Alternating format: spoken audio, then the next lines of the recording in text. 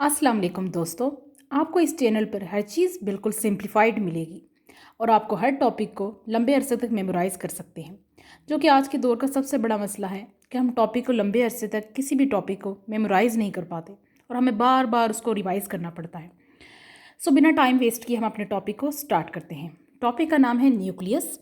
सबसे पहले हम न्यूक्लियस की थोड़ी सी जनरल इन्फॉर्मेशन ले लेते हैं। आप न्यूक्लियस क्या है? Important part of the cell है।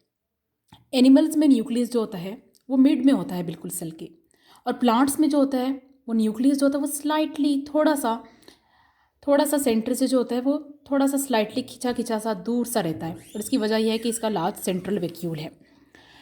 अब हम यूकेरियोटिक न्यूक्लियस को डिस्कस करने जा रहे हैं, जिसके 4 पार्ट्स हैं: nuclear envelope, nucleoplasm, nucleoli and chromatin. हम इनको Aahista Aahista step by step in सबको एक्सप्लेन करते हैं। आप इस टॉपिक को just by seeing the diagram को देख के आप इसको मेमोराइज़ कर सकते हैं। सबसे पहले आप इन पार्ट्स को देख लें। हम एक एक पार्ट को डिस्कस करते हैं। पहले मैं आपको ये मेंशन करवा देती हूँ सारे पार्ट्स। सबसे पहला पार्ट जो होता है वो ये 2 लाइंस आपको नज़र आ रही हैं, डबल मेम्ब्रेन, इसको हम न्यूक्लियर इन्वेलप कहते हैं, और न्यूक्लियर इन्वेलप या न्यूक्लियर मेम्ब्रेन हम इसे दोनों कह सकते हैं। दूसरा पार्ट आपको ये ब्लैक डॉट्स नज़र आ रहे होंगे, ये न्यूक्लियर पोर्स हैं। पोर्स माने सुराख वगैरह। ये ब्लू लाइंस में आपको जो चीज़ नज़र आ रही है ये क्या है? ये राइबोसोम्स हैं। और ये राइबोसोम्स किसके साथ अटैच है? इंडोप्लाज्मिक रेटिकुलम के साथ। अंदर आपको जो चीज़ नज़र आ रही है ये न्यूक्लियर लेमिना है। Nuclear lamina. आपको जस्ट इस डायग्राम को देखना है और इसमें से चीज़ें याद करनी है। सबसे पहले आपके पास जो हैं ये 2 डबल मेम्ब्रेन है, इसको न्यूक्लियर इन्वेलप और न्यूक्लियर मेम्ब्रेन भी कह सकते हैं। फिर राइबोसोम्स है, और राइबोसोम्स इंडोप्लाज्मिक रेटिकुलम के साथ अटैच है। न्यूक्लियर पोर्स हैं, और ये एक को हम आउटर मेम्ब्रेन कह सकते हैं और एक को इनर मेम्ब्रेन कह सकते हैं। ये इंडोप्लाज्मिक रेटिकुलम आपको नज़र आ रही है। फिर आपके साथ ये जो 2 मेम्ब्रेन के दरमियान की जगह है इसको हम क्या कहते हैं? पेरी न्यूक्लियर स्पेस कहते हैं। पेरी न्यूक्लियर स्पेस कहते हैं। और ये आपको अलग इस पूरे डायग्राम से अलग एक चीज़ नज़र आ रही है जो साइटोप्लाज्म लिखा हुआ है। आपको यहाँ ये बात पता होनी चाहिए कि साइटोप्लाज्म और न्यूक्लियस जो है ना वो एक दूसरे से डिफ्रेंशिएट कैसे होते हैं? डिफ्रेंशिएट का मतलब है कि एक दूसरे से अलग किस तरह होते हैं? एक मेम्ब्रेन के ज़रिए से, इस डबल मेम्ब्रेन के ज़रिए से ये दोनों पार्ट्स जो हैं वापस से वो एक दूसरे से अलग हैं। यानी न्यूक्लियस और साइटोप्लाज्म एक दूसरे से किस तरह अलग हुए हैं? इस न्यूक्लियर इन्वेलप के ज़रिए से। ये आप इसको ऐसे डिफ्रेंशिएट कर सकते हैं कि अगर आप बैक्टीरिया की बात करें तो वहाँ पर ये चीज़ डिफ्रेंशिएट नहीं हो सकती। बैक्टीरिया के जब आप उसको रीड आउट करेंगे तो वहाँ बैक्टीरिया के न्यूक्लियस में न्यूक्लियस और साइटोप्लाज्म को अलग करने के लिए वहाँ पे मेम्ब्रेन नहीं होती। लेकिन ये देखा आप यूकैरियोट, बैक्टीरिया असल में प्रोकैरियोट की बात कर रहे हैं। और ये जो यूकैरियोटिक सेल होता है इसमें साइटोप्लाज्म और न्यूक्लियस को अलग करने के लिए एक चीज़ होती है जिसे हम इस डबल मेम्ब्रेन कहते हैं। ठीक है। अब दूसरी बात ये कि न्यूक्लियर इन्वेलप जिसे हम न्यूक्लियर मेम्ब्रेन भी कहते हैं, ये डबल मेम्ब्रेन है। और डबल मेम्ब्रेन अभी हमने ये पढ़ा है कि ये चीज़ की बाउंड्री बनाती है। देखिए बाउंड्री वही चीज़ होती है ना, किसी भी चीज़ की बाउंड्री वही होती है जो किसी चीज़ को डिस्टिंग्विश करती है, डिफ्रेंशिएट करके आपको बताती है। तो ये बाउंड्री है, आपकी बाउंड्री बनाती है किसी भी चीज़ की। अब आपको इसकी आउटर और इनर मेम्ब्रेन, ये आउटर और इनर मेम्ब्रेन एक दूसरे से किस तरह अलग हुई हुई हैं? एक स्पेस के ज़रिए से, जिसको हमने क्या पढ़ा था? Perinuclear space. ये एक पेरी न्यूक्लियर, इन दोनों मेम्ब्रेन्स के दरमियान एक फ्लूइड होता है। ये फ्लूइड से दोनों बिल्कुल फ्लूइड से भरी होती हैं, जिसे हम क्या कहते हैं? पेरी न्यूक्लियर स्पेस कहते हैं। फिर आप हम इसके बारे में आप पढ़ सकते हैं कि इन दोनों मेम्ब्रेन्स के बाहर एक चीज़ लगी है। ये क्या चीज़ है? राइबोसोम्स। और ये राइबोसोम्स किसके साथ अटैच हैं? इंडोप्लाज्मिक रेटिकुलम के साथ। ER मीन्स इंडोप्लाज्मिक रेटिकुलम के साथ ये चीज़ें अटैच हैं। फिर बताया जा रहा है कि ये पोर्स हैं। पोर्स में सुराख होते हैं, किसी चीज़ के सुराख जो आप पढ़ते हैं, न्यूक्लियर पोर्स हैं। न्यूक्लियर पोर्स को अगर आप देखें तो न्यूक्लियर पोर्स जो हैं इनके पास एक स्पेशलाइज्ड प्रोटीन होता है, एक स्पेशल प्रोटीन होता है जिसे हम न्यूक्लियर पोरिन कहते हैं। देखें किसी भी मेम्ब्रेन में पोर्स हैं तो ऑब्वियसली इसका मतलब ये है कि उससे चीज़ें अंदर या बाहर आ सकती है।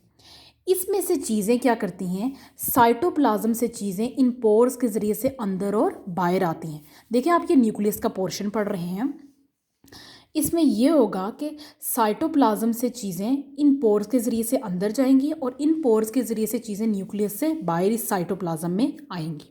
न्यूक्लियर पोर का ये फंक्शन है। अब इसमें कौन कौन सी चीज़ें आती हैं ये मेमोराइज़ आप ऐसे कर सकते हैं एक शॉर्ट सी ट्रिक से, जिसका नाम आप याद रख सकते हैं DCS L। DCS और L, ये 4 चीज़ें जो आपकी बुक में मेंशन है उसको आप ऐसे याद कर सकते हैं। डी से DNA polymerase, carbohydrates, S for signalling and lipids moving into the nucleus. इस शॉर्ट ट्रिक से डीसीएस एंड एल क्या क्या है? DNA polymerase, carbohydrate, signalling and lipids moving into the nucleus. आप इसको ऐसे भी याद कर सकते हैं, डीएसएलआर। डीएसएलआर एक कैमरे का नाम है, उसकी शॉर्ट फॉर्म डीएसएल एंड सी से, इस फॉर्म से भी आप उसको याद कर सकते हैं, डीएसएल-सी। फिर बताया जा रहा है कि इन पोर्स के जो छोटे न्यूक्लियस हैं, जो छोटी चीज़ें हैं, मेरा कहने का मतलब है जो छोटी मटेरियल्स वगैरह हैं वो आसानी से इसके अंदर और बाहर आ सकते हैं, जो मतलब स्मॉल टाइप ऑफ मटेरियल्स है। लेकिन जो बड़े बड़े मटेरियल्स हैं जैसे प्रोटीन, और अगर उनको अंदर और बाहर आना हो, साइटोप्लाज्म के से न्यूक्लियस से बाहर आना हो और साइटोप्लाज्म से अंदर जाना हो, तो उनके लिए यहाँ पे स्पेसिफिक सिग्नल्स होते हैं। इन पोरिन्स के पास स्पेसिफिक सिग्नल्स होते हैं। पहले वो चीज़ें यहाँ पे रिकग्नाइज होती हैं उन सिग्नल्स के ज़रिए से। जैसे प्रोटीन, अगर हम एक बड़े मटेरियल की बात करें, वो प्रोटीन है, तो वो यहाँ पे पहले रिकग्नाइज, एक सिग्नल उनको रिकग्नाइज करेगा, तब वो इन न्यूक्लियर पोरिन के साथ अंदर और बाहर आ सकते हैं। अब आप डायग्राम में क्लियरली देख सकते हैं कि ये जो न्यूक्लियर लेमिना की लाइंस हैं, ये उन जगह पे नहीं है जहाँ पे पोर्स लगे हुए हैं। जहाँ जहाँ पोर्स हैं वहाँ पे ये लाइन एक्सटेंड नहीं हो रही है, उससे अलावा हर जगह पे एक्सटेंड हो रही है। तो ये बात मेंशन है कि सिर्फ न्यूक्लियर पोर के अलावा बाकी जितनी भी बाउंड्री है, उस बाउंड्री पे ये जो लाइंस लगी हुई, इसको हम क्या कहते हैं? न्यूक्लियर लेमिना कहते हैं। न्यूक्लियर लेमिना बेसिकली एक क्या चीज़ है? नेट लाइक फिलामेंट है। नेट लाइक क्या मतलब है? जालीदार, किसी चीज़ का जाल बिछा होना, दैट थिंग, उसको हम क्या कह रहे हैं कि न्यूक्लियर लेमिना है। और इसका बेसिकली फंक्शन क्या है? ये इस पूरे न्यूक्लियस की बाउंड्री को मेनटेन कर रहा है, इसकी शेप को मेनटेन कर रहा है, जैसे प्रोटेक्ट कर रहा है, दैट थिंग। पोर्स के अलावा जहाँ जहाँ पे पोर्स है ये लाइन नहीं होगी, उसके अलावा हर जगह पे लाइन होगी, और उसे हम क्या कहेंगे? न्यूक्लियर लेमिना कहेंगे। और ये बेसिकली आपके न्यूक्लियस को प्रोटेक्ट कर रहा है। दूसरी चीज़, आप जहाँ पे भी देखेंगे, जहाँ पे भी आपको पोर्स नज़र आ रहे हैं, वहाँ पे ये दोनों मेम्ब्रेन आपस में एक दूसरे के साथ इंटरकनेक्ट हो रही है। इंटरकनेक्ट होने का मतलब यह है कि दोनों मेम्ब्रेन आपस में एक दूसरे के साथ जुड़ी हुई हैं।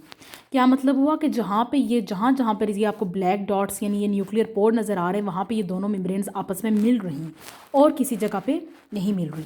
अब हम न्यूक्लियोप्लाज्म को डिस्कस करते हैं। हमने एक चीज़ को डिस्कस कर लिया है, वो है हमारे पास न्यूक्लियर इन्वेलप।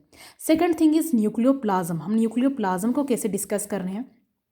सबसे पहले आप न्यूक्लियोप्लाज्म देखें, इसके अंदर जो है आप इसको देख सकते हैं, इसका कोई कलर नहीं है, ये ट्रांसपेरेंट है। ट्रांसपेरेंट का क्या मतलब होता है? कि इसका कोई कलर नहीं होता। दूसरी बात यह कि इसके हाफ पोर्शन में फ्लूइड है। फ्लूइड किसे कहते हैं? कोई लिक्विड टाइप, कोई जेल टाइप, कोई भी चीज़ जो है वो इसके हाफ पोर्शन में, पूरे पोर्शन में जो है वो फ्लूइड नहीं है। इसमें क्या क्या चीज़ें हैं? ये किस किस चीज़ से मिलकर बना हुआ है? न्यूक्लियोप्लाज्म में क्या क्या चीज़ें? इसके लिए आप एक ट्रिक याद रख सकते हैं, जो क्या है? पफशीन। पफशीन, आप इसको नेम अफशीन से याद रख सकते हैं। पफशीन। कैसे? P for proteins, free nucleotides, some metal ions, histone, H for histone and N for non histone, histone and non histone proteins and enzymes. पफशीन। आप छोटी छोटी ट्रिक्स को आप इसको याद करते हैं और आप लंबे अरसे तक इसको मेमोराइज नहीं कर पाते। अब इसीलिए अगर आप इसको छोटे छोटे ट्रिक्स से याद रखेंगे तो आप इसको लंबे अरसे तक मेमोराइज कर पाएंगे। पफशीन के ज़रिए से प्रोटीन्स, फ्री न्यूक्लियोटाइड्स, सब metal ions, histones, non histone proteins and enzymes. Then आप इसको पढ़ेंगे कि ये चीज़ें हैं। न्यूक्लियोप्लाज्म जो होता है वो साइटोप्लाज्म से थोड़ा सा डिफरेंट है। इन कंपोजिशन की वजह से डिफरेंट है। आप न्यूक्लियोप्लाज्म को साइटोप्लाज्म से थोड़ा डिफ्रेंशिएट कर सकते हैं अपनी इस कंपोजिशन की वजह से। ये कंपोजिशन किसकी है? हमारे पास न्यूक्लियोप्लाज्म की है। प्रोटीन्स, फ्री आयंस, सब metal ions, histone, non histone proteins and enzymes. इसी तरह ये चीज़ हमने जो पढ़ी थी, ये न्यूक्लियर इन्वेलप में जो मटेरियल एक्सचेंज हो रहा था उसकी कंपोजिशन थी, उसको हमने शॉर्ट ट्रिक से पढ़ा था, DSL-C। DSLR कैमरे का नाम आप सबने सुना होगा, उसको आप शॉर्ट फॉर्म में अगर करें DSL और C। ये था DNA पॉलीमरेज, ये signalling, lipids moving into the nucleus, and C for carbohydrates. Then हम डिस्कस करेंगे आप किसको? न्यूक्लियोलस को। न्यूक्लियोलस जो चीज़ है, न्यूक्लियोलस क्या होता है कि एक नॉन मेम्ब्रेनियस स्ट्रक्चर है। देखें, हर चीज़, जो चीज़ आपको मेम्ब्रेन की फॉर्म में नज़र आती है वो आपकी बाउंड्री को डिस्क्राइब करती है, लेकिन न्यूक्लियोलस जो न्यूक्लियस के अंदर चीज़ है उसकी कोई बाउंड्री नहीं है, इसलिए आप उसको यहाँ पर डिफ्रेंशिएट नहीं कर पा रहे। अब न्यूक्लियोलस, किसी भी एक सेल के पास एक या एक से ज़्यादा न्यूक्लियोलस हो सकते हैं। न्यूक्लियोलस कब अपीयर होता है? इंटरफेस में अपीयर होता है और डिसअपियर हो जाता है सेल डिवीजन के दौरान। आपको ये बात याद होगी कि ये अपीयर होगा इंटरफेस के दौरान और डिसअपियर हो जाएगा सेल डिवीजन के दौरान। न्यूक्लियोलस के पास कौन कौन से, न्यूक्लियोलस को आप दो पोर्शंस में डिवाइड कर सकते हैं। एक portion peripheral granular area and central fibrillar area. Peripheral का मतलब होता है कोई चीज़ कोने में होना। इसके दो पोर्शंस में आप इसको डिवाइड कर सकते हैं, peripheral area and central area. Peripheral granular का मतलब क्या होता है? ग्रेन्युलर का टाइप होता है ना, कोई चीज़ दानेदार, समथिंग्स। अगर आप इसकी डायग्राम को भी देखेंगे तो ये आपको डायग्राम में समथिंग्स आपको ऐसी चीज़ नज़र आएगी, दाने टाइप चीज़ नज़र आएगी, ये ग्रेन्युलर उसे कहते हैं। और central fibrillar area, fibrillar area. और इस न्यूक्लियोलस का फंक्शन क्या है? Construction of chromosome. क्रोमोसोम्स को ये कंस्ट्रक्ट करने में यूज़ होती है। सिंप्लीफाई अगर आप इसको करें, आपको ये याद होगी कि न्यूक्लियोलस एक ऐसी चीज़ है, इसको आप न्यूक्लियस में इस वजह से थोड़ा सा आप इसको डिस्टिंग्विश नहीं कर पाते हैं कि इसकी कोई मेम्ब्रेन नहीं है। जो स्ट्रक्चर मेम्ब्रेनियस होता है वो आपकी बाउंड्री को डिफाइन कर पाता है। दूसरी बात ये है कि एक या एक से ज़्यादा न्यूक्लियोलाई जो हैं वो हो सकते हैं आपकी सेल में। फिर ये बताया जा रहा है कि ये अपीयर और डिसअपियर कब होता है? अपीयर आपके इंटरफेस में होता है और डिसअपियर आपके सेल डिवीजन में होता है। न्यूक्लियोलस के दो पोर्शन से किस किस से मिलकर बना हुआ है? एक पेरिफेरल एरिया और एक सेंट्रल एरिया। और आखिर में इसका आप फंक्शन डिफाइन कर सकते हैं कि एक क्रोमोसोम्स को कंस्ट्रक्ट करने में यूज़ होता है। इस टॉपिक की लास्ट चीज़ को हम डिस्कस करेंगे, वो है आपके पास क्रोमैटिन एंड क्रोमोसोम्स। क्रोमैटिन क्या चीज़ है? एक स्ट्रक्चर है, एक थ्रेड लाइक स्ट्रक्चर है, उसको हम क्रोमैटिन कहते हैं। और ये किससे मिलके बना हुआ है? डी और पी, दो चीज़ों से मिलके बना हुआ है। वो क्या चीज़ हैं? एक प्रोटीन मॉलिक्यूल्स और एक डीएनए से मिलके बने हुए, दो चीज़ों से। अब ये जो स्ट्रक्चर है, ये थ्रेड लाइक स्ट्रक्चर जिसको आप क्रोमैटिन कहते हैं, जब सेल डिवीजन होती है तो ये कंडेंस होना शुरू हो जाता है। कंडेंस का मतलब होता है कि एक जगह जमा होना शुरू हो जाता है और फिर कॉइलिंग होना स्टार्ट होती है। कॉइलिंग समथिंग इस तरह, कॉइलिंग्स होना शुरू हो जाती है, एक दूसरे के ऊपर कॉइल होना शुरू हो जाता है और कॉइल होकर ये क्या चीज़ बनाते हैं? क्रोमोसोम। ये कॉइलिंग इस तरह स्टार्ट हो जाती है। क्रोमैटिन असल में जो स्ट्रक्चर है, थ्रेड लाइक स्ट्रक्चर, जब सेल डिवीजन होगी तो ये कॉइलिंग इसकी स्टार्ट हो जाएगी, एक जगह कंडेंस होगा और कॉइलिंग स्टार्ट होगी, जिसे हम क्रोमोसोम कहते हैं। अब क्रोमोसोम के पास दो क्रोमैटिड्स हैं, दो क्रोमैटिड्स होती हैं क्रोमोसोम्स की। आप इसे देख सकते हैं यूं, ये क्रोमैटिड्स हैं दो, और जिस पॉइंट पे ये अटैच होती हैं इसको हम क्या कहते हैं? सेंट्रोमियर। सेंट्रोमियर। सबसे पहले ये क्या हैं? दो, ये आपको दो पता होना चाहिए कि ये क्या हैं? क्रोमैटिड्स। एक क्रोमोसोम की, यानी ओवरऑल अगर हम इसको करें तो ये आपके पास हो जाता है क्रोमोसोम। अब इस क्रोमोसोम के ये दो क्रोमैटिड्स होते हैं, ये किस पॉइंट पे अटैच है? उसको हम क्या कहते हैं? सेंट्रोमियर कहते हैं, सेंट्रोमियर। अब सेंट्रोमियर का फंक्शन क्या है कि ये क्रोमोसोम को मूव करवाता है। इस पोर्शन का ये जो एक यूनियन पॉइंट है ना, इसका मतलब है कि ये क्रोमोसोम को मूव करवाता है। दूसरी बात यह है कि इस सेंट्रोमियर के पास एक प्रोटीन है जिसका नाम क्या है? काइनेटोकोर। काइनेटोकोर, इसका काइनेटोकोर जो है वो माइक्रोट्यूब्यूल की अटैचमेंट को हेल्प करता है। आप सबसे पहले ये क्रोमोसोम हो गया, इसकी ये दो क्रोमैटिड्स होगी, और क्रोमैटिड्स कहाँ पे अटैच है? एक पॉइंट पे जिसे हम सेंट्रोमेयर कहते हैं। सेंट्रोमेयर के पास एक प्रोटीन है जिसका नाम काइनेटोकोर है और वो माइक्रोट्यूब्यूल की अटैचमेंट में हेल्प करता है। अब कुछ क्रोमोसोम ऐसे हैं, उन्होंने कहा है, उसने कहा है कि कुछ क्रोमोसोम ऐसे हैं जो इस पॉइंट के अलावा किसी और पॉइंट पे भी अटैच हो सकते हैं, और इसे हम सेकेंडरी कंस्ट्रक्शन कहते हैं या न्यूक्लियर ऑर्गेनाइजर कहते हैं। अब न्यूक्लियर ऑर्गेनाइजर क्या फंक्शन क्या है कि ये इंटरफेस के दौरान अपीयर होता है। दूसरी बात ये है कि ये जो इसका एंड स्ट्रक्चर है ना, इस क्रोमोसोम का, इस क्रोमोसोम की इस एंड स्ट्रक्चर को हम टीलोमियर कहते हैं। और टीलोमियर का फंक्शन ये होता है कि ये क्रोमोसोम की ये जो क्रोमैटिड्स इसको अटैच नहीं होने देता। इस क्रोमोसोम के एंड स्ट्रक्चर को हम टीलोमियर कहते हैं और ये अटैच नहीं होने देता क्रोमैटिड्स को। फिर इसी ऐसी बात यह है कि कुछ फंक्शन में आपको अगर न्यूक्लियस को आइडेंटिफाई करना हो या क्रोमोसोम को आइडेंटिफाई करना हो तो क्रोमोसोम को हम किसी एक स्टेन लगा सकते हैं। उन स्टेन्स का नाम क्या है कि एसिटोकार्मीन एंड एसिटोओर्सिन। अगर क्रोमोसोम का कलर लाइट हो तो इसका मतलब यह है कि उसकी टाइप क्या है? यूक्रोमैटिन। और अगर क्रोमोसोम का कलर डार्क आपको अपीयर नज़र हो तो इस नज़र आए तो हम इसे क्या कहते हैं, हेट्रोक्रोमेटिन।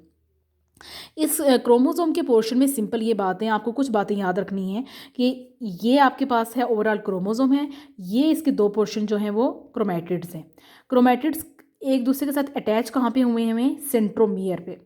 अब सेंट्रोमियर का फंक्शन ये है कि क्रोमोसोम को मूव करने में हेल्प आउट करता है। सेंट्रोमियर के पास एक और प्रोटीन है जिसका नाम है काइनेटोकोर, और वो काइनेटोकोर क्या करता है, वो माइक्रोट्यूब्यूल को अटैच होने में मदद करता है। फिर ये बात बताई जा रही है कि एक और पॉइंट ऑफ अटैचमेंट भी हो सकता है इस क्रोमोसोम में, जिसे हम सेकेंडरी कंस्ट्रक्शन या न्यूक्लियर ऑर्गेनाइजर कह सकते हैं। फिर आपको बताया जा रहा है कि इस क्रोमैटिड के एंड पॉइंट को हम टीलोमियर कहते हैं, और टीलोमियर जो होता है वो आपको आपकी क्रोमैटिड्स को अटैच होने से रोक सकता है। फिर लास्ट में ये बताया जा रहा है कि अगर आपको न्यूक्लियर क्रोमोसोम को कहीं डिफाइन करना हो, किसी को आपको आइडेंटिफाई करने के लिए दे दिया जाए, तो अगर क्रोमोसोम का कलर अपीयर लाइट हो, उसको हम क्रोमोसोम को स्टेन करते हैं, मतलब स्टेनिंग करते हैं उसकी, और उसके एसिटोकैरमिन और एसिटोऑर्सिन दो चीज़ों के साथ उसको स्टेनिंग होती है। अगर उसका कलर लाइट होता है तो उसे हम इयोक्रोमेटिन कहते हैं, और अगर उसका कलर डार्क होता है तो हम उसे उसका कलर डार्क होता है तो हम उसे हेट्रोक्रोमेटिन कहते हैं। एक और चीज़ इसमें मैंने मिस कर दी है, और वो ये है कि आप पास द एंड एक यूज़लेस डीएनए होता है। एक यूज़लेस डीएनए होता है इस सेकेंडरी कंस्ट्रक्शन के पास, जिसका नाम है जंक डीएनए। इसका कोई फंक्शन नहीं है, इसको इसलिए इसको यूज़लेस डीएनए कहा जा रहा है। ओवरऑल अगर इस टॉपिक को एक दफ़ा आप शॉर्ट लिस्टिंग, किसी भी टॉपिक के लिए याद करने के लिए सबसे पहले उसकी शॉर्ट लिस्टिंग करना बहुत ज़रूरी होता है। अगर आप इसकी शॉर्ट लिस्टिंग करते हैं तो आपको नज़र आता है कि ये इसकी न्यूक्लियर इन्वेलप है, डबल मेम्ब्रेनियस है। न्यूक्लियर इन्वेलप यहाँ पे आपके पास डबल मेम्ब्रेनियस है। ये इसके न्यूक्लियर पोर्स हैं, राइबोसोम्स है, ये इंडोप्लाज्मिक रेटिकुलम है, ये न्यूक्लियर इसके अंदर लेमिना है, और ओवरऑल ये जो है न्यूक्लियर मेम्ब्रेन जो है इसकी बाउंड्री बना रही है। न्यूक्लियर पोर्स हैं इसमें, और न्यूक्लियर पोर्स के ज़रिए से कोई भी चीज़ें जो हैं वो इस पोर्स के ज़रिए से न्यूक्लियस में आ रही हैं, और इन पोर्स के ज़रिए से वापस आपको यहाँ पे साइटोप्लाज्म में जाती हुई नजर आएंगी। ये इसके पास राइबोसोम्स हैं इस बाउंड्री पे, और ये राइबोसोम्स जो है वो इंडोप्लाज्मिक रेटिकुलम पे अटैच है। ये न्यूक्लियर लेमिना है, और इसका फंक्शन, ये न्यूक्लियर लेमिना उन जगहों पे नहीं होगा जहाँ पे ये पोर्स हैं। देखिए पोर्स की जगह पे आपको ये लाइनिंग नज़र नहीं आ रही, और न्यूक्लियर लेमिना का शॉर्ट फंक्शन क्या है, ये आपको आपके इस न्यूक्लियस की बाउंड्री को मेनटेन करने में आपकी हेल्प आउट करता है। फिर हमने पढ़ा था कि कौन सी चीज़ें जो हमें एक्सचेंज हो रही हैं, DNA polymerase, carbohydrate, signals and lipids. फिर हमने पढ़ा था कि न्यूक्लियोप्लाज्म जो है ये आपको ट्रांसपेरेंट है, ये इसमें हाफ पोर्शन में फ्लूइड होता है, और ये किन चीज़ों से मिलकर बना हुआ है, प्रोटीन्स, फ्री न्यूक्लियोटाइड्स, सब metal ions, histone, non histone proteins and enzymes. Overall आप इसको न्यूक्लियर साइटोप्लाज्म से ऐसे डिस्टिंग्विश कर सकते हैं। फिर हमने पढ़ा था न्यूक्लियोलाई, और उसका हमने पढ़ा था कि वो एक नॉन मेम्ब्रेनियस स्ट्रक्चर है, इसलिए हम इसको कहीं पे भी यहाँ पे भी आपकी डायग्राम में शो नहीं कर सकते। तो वैसे ओवरऑल इसकी एक सेपरेट डायग्राम आप बना सकते हैं, लेकिन न्यूक्लियस में आप इसको थोड़ा सा डिस्टिंग्विश इसलिए नहीं कर पाते कि वो नॉन मेम्ब्रेनियस स्ट्रक्चर है, और वो अपीयर कब होता है और डिसअपीयर कब होता है, इंटरफेस और सेल डिवीजन में वो डिसअपीयर हो जाता है। और उसके दो पोर्शन से peripheral area and central area, और उसका फंक्शन था कंस्ट्रक्शन ऑफ क्रोमोसोम। तो दोस्तों अगर आप इस डायग्राम को जस्ट मेमोराइज कर लेते हैं तो आपका ये पूरा एक न्यूक्लियस का टॉपिक कवर हो सकता है। जस्ट कुछ टॉपिक्स आप डायग्राम देख के भी आप उसको मेमोराइज़ कर सकते हैं। तो अगर आपको ये वीडियो अच्छी लगी हो तो प्लीज़ लाइक करें, इसको अपने फ्रेंड्स के साथ, स्टूडेंट्स के साथ, फर्स्ट ईयर के स्टूडेंट्स, एंट्री के स्टूडेंट्स, शॉर्ट फॉर्म में इसको रिवाइज़ करने के लिए आप उनके साथ शेयर कर सकते हैं। और प्लीज़ मेरे चैनल को सब्सक्राइब कर दीजिए और बेल आइकन के बटन को प्रेस कर दीजिए, ताकि नए टॉपिक्स, छोटे छोटे फॉन्ट जो आपको ईजिली मेमोराइज़ करने में नेक्स्ट टाइम ईजी हो। अल्लाह हाफिज़।